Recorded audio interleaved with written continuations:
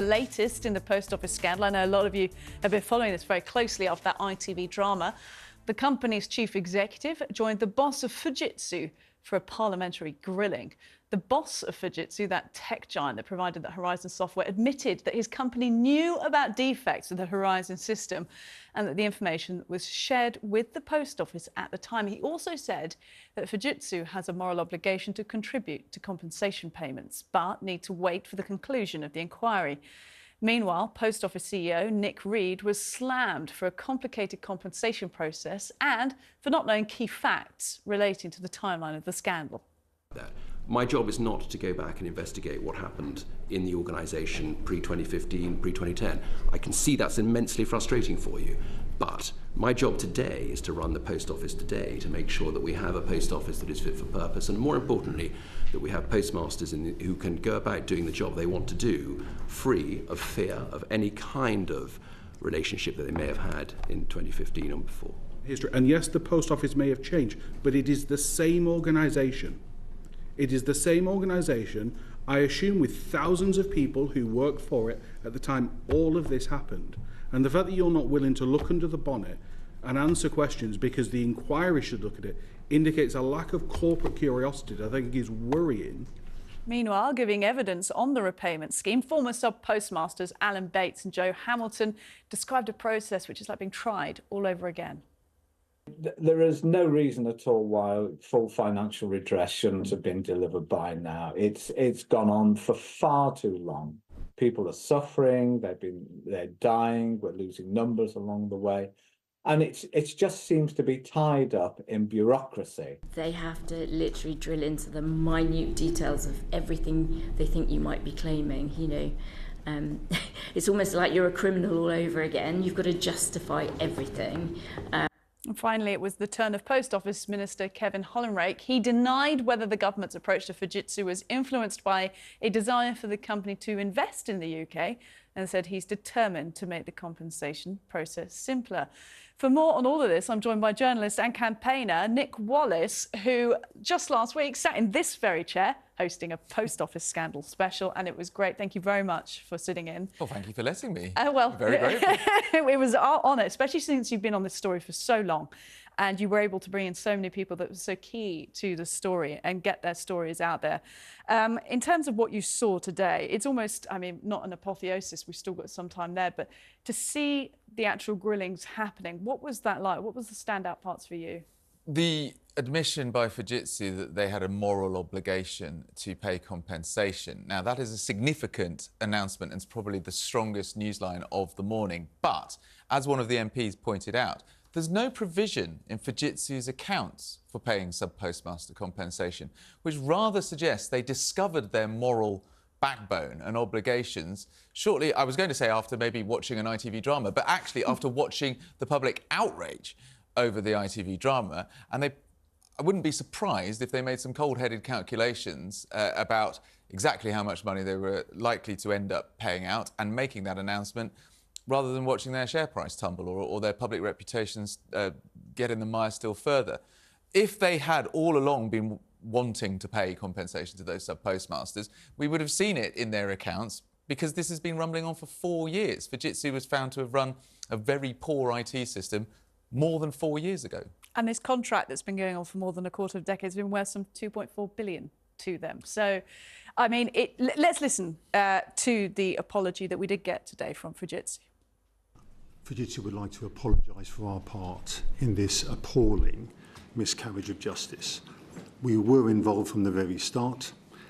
We did have bugs and errors in the system, and we did help the post office in their prosecutions of the sub-postmasters. For that, we are truly sorry. I mean, that's an exercise in corporate relations. Somebody's had to, I mean, it will have gone through layers and layers, as you and I both know, Nick, that these executives, they kind of work out how they're going to deliver an apology like that in such a public way. How did you feel about it? Did you feel it was sort of genuine enough? What it was for me was a potential admission of criminal liability. We know that the prosecution of innocent people by the Post Office was an affront to the conscience of the court, in that quaint Victorian phrase that the Court of Appeal used. What it meant was that the Post Office prosecuted innocent sub-postmasters knowing it had faulty IT evidence. That apology from the Fujitsu chief executive was part of an admission that it knowingly supplied a faulty IT system and that it knowingly participated in the false prosecution of innocent people. There is a police investigation going on into what happened at the post office, and I think the police investigation should be widened into what was happening at Fujitsu so that they could aid, abet and facilitate the prosecution of innocent people. That's the bit that blows my mind, that they were aiding in the prosecution of these people when they knew that the errors were leading to the issues. Look, and not only that, the chief executive was asked in that session, why did no one at Fujitsu do anything publicly or privately to stop that process? And he couldn't answer that question. Extraordinary. Look, compensation, the victims, the people at the heart of this. We heard a little bit from Alan Bates there already, but let's listen to him talk about the nature of the process itself. I mean, today it will be the 66th day, working day, and allowing for Christmas and New Year, that I'm still waiting for my first offer.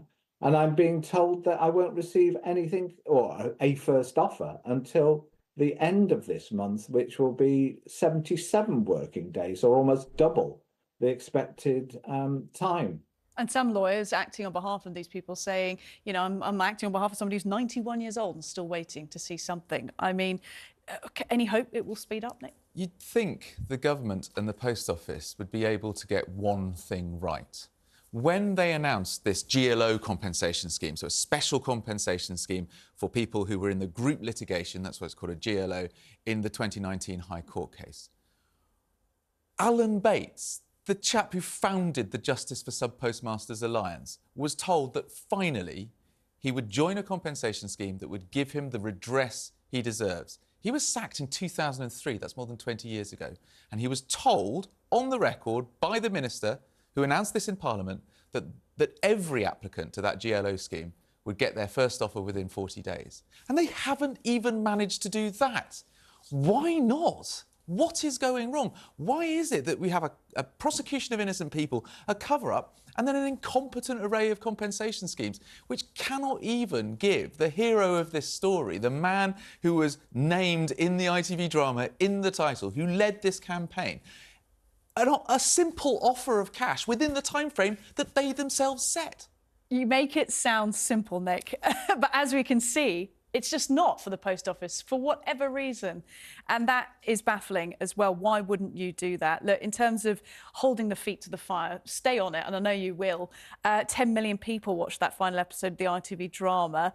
Do you think people will put pressure on the government and they will continue to? The outrage is palpable. There is a reason why news organisations have been doing rolling news of rather dry inquiry hearings and select committee hearings. It's because the public appetite to find out more about the people who are responsible for this outrage is huge, and it seems to be continuing to grow. So it's going to be there are going to be huge bumps in this story as we go through the year because the public inquiry is still running, and I would imagine there'll be a significant amount of media attention on this because the public are angry and they want answers. They do. Look, Nick Wallace, broadcaster and campaigner, you've worked in the story. I know we'll keep speaking to you and seeing you here on the network. Thanks so much. Thanks, Roseanne.